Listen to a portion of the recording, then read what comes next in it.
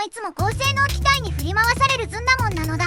チャンネル登録高評価しないとユニコーンとペガサスを混合するカスカベツムギだよ。決まりです。本日はホワイトゼータことゼータガンダム3号機 A 型に乗っていくのだ。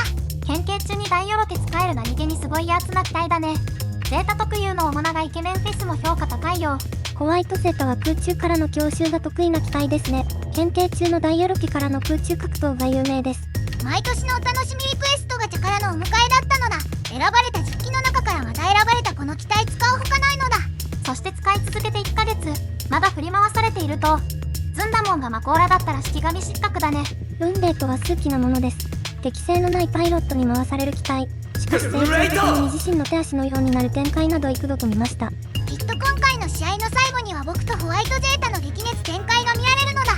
きっと、そう言い続けて何年待つんだろうね。曖昧な言葉が曖昧な関係を生むんだ。まあそれはそれとして激熱展開は大好物だよ。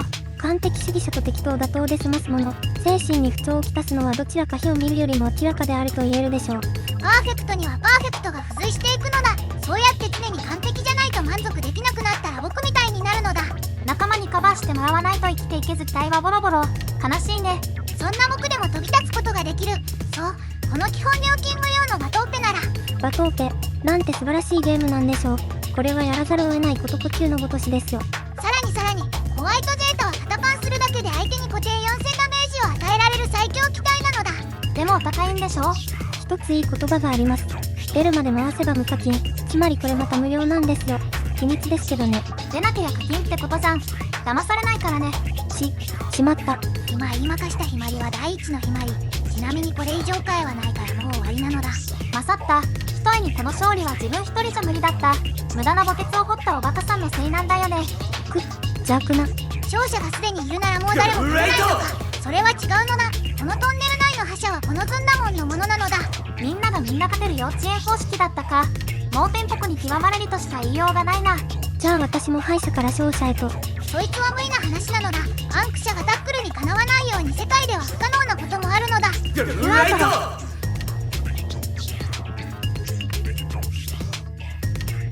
でもさっきのは抵抗できたよねアンクシャ。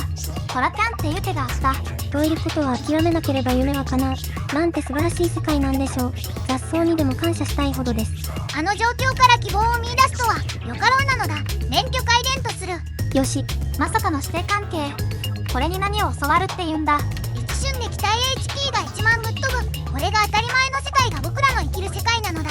それなら取れるものは取っておきたいのが人の心情というものなのだ。なるほどね。資格だけでも免許だけでもダメってわけなんだ。物価高の高騰が激しい中でできることほどしたいことはありません。だからこそ今はアスカダメが欲しいのだ。離れていく敵だろうと追い回して攻撃すると。一旦止まって劣勢にメインとか色々あったろうに、お化けしちゃう元も子もないよ。道理では解けない熱意が確かにそこにあったんでしょう。時には燃える炎もいいものです。熱意云々はもういいんだけど最近ゼタ多いよね。左右に敵。どっちを狙えば。悩み抜いた末はフライルーラー2に寝かされる。なんとも悲しいかな。悩むならいくらでも悩めばいいんです。それが解決につながるのならですが。新機体だからって僕が許す理由にはならないのだ。支援機に触ることも当然許さないのだ。まあまあ寝かしたまではいいけどここからが正念場とも言えるよね。ダウン後の無敵陽動はかすかに全てかかってる。瀕死の汎用と支援機の2択であればどちらを狙うかはお分かりですね。開幕から悪いことをしようとするサイコ動画を検知したのだ。飛ばないサイコ動画はただの動画とはまさにこのことなのだ。そんなお座りリスカリなんて大体許されるわけないんだよね。持ち得るスキルを生かすことは大事なのだ。それをできないということは敗北を意味する。ズンダモンも使えてないじゃないけどね。ホワイトゼータには空中格闘制御というスキルがありますがこれがなんとレベル2。威力が 30% も上がります。知らなかったのだ。これは持論だけどね。知識は盾に技術は槍になるんだ。なるほど。知識を持っていると相手の持つ視察が分かり何かをするかが読みやすい。そこを講義術でこうですね。文解説はやめようね。待てて、アンクシャ。こっちはこっちでお話聞いてないのね。もういいのだ。アンクシャがそんなことするなら僕も他のやつ狙うのだ。選ばれたのはメッサーでしたか。彼または彼女も不運ですね。スタビライザーを展開せぬ間に撃たれるとは。このタイミングで新しく出てくる。その判断軽率としか言いようがないのだ。味方を助けられると思ったのかもしれないけどその思いは叶わないんだよね。枚数云々の話はそれだけ重要なんだ。圧倒的な区よりもある程度の分。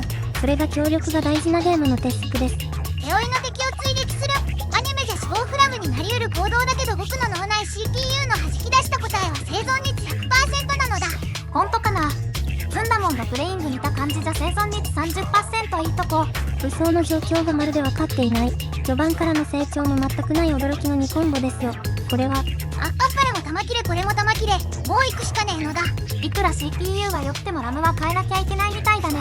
ここでラムを知らない人のために私が解説を。ラムってのはパソコンとかのデータを一時的に保存するところなのだ。わかりやすく言うと自分の机の上に物を置いていつでも使えるみたいな。私めげません。希望があるとそう分かっていますから。それはいいことだよね。でも希望があればね。ゼータが高所に逃げたのだ。ここに急遽雪山登山部を設立するのだ。よし頑張れ部長。後先に言っとくけど入部はしないから。ふむ、プさんとは実にいいですね。雅という回答歌詞というかそんな感じがします。よし、ゼータはもう無理だから廃部なのだ。そんな、一回も登ることなく。まあ生きてれば登ることもあるって。私はみんなと一緒に登りたかったんです。ふん、かわいいこと言うじゃん。僕は一人で登りたい派だから遠慮しとくのだ。じゃあ登山部作った意味。僕はやりたいことのためなら手段や方法は問わないのだ。まあどうしてもというなら登ってあげないととも。うわ、需要があるかは知りませんがそれはちょっと。ツンデレっていうの羽ね。釣り目でツインテール。しかも素でふんとか言っちゃう子がやるもんだよ。そんな人どこにもいないのだ。少なくとも全2つはあり得ても最後はないのだ。そう、いないんだよ。ツンデレは希少価値でも何でもない。存在しないんだよ。そんな。この怒りぶつける以外で発散する方法が見つからないのだ。レッサーには悪いけど落とさせてもらうのだ。やってください。私たちの怒りを今、ここで。そうだったんだ。ツンデレってそこまで大事な存在なんだ。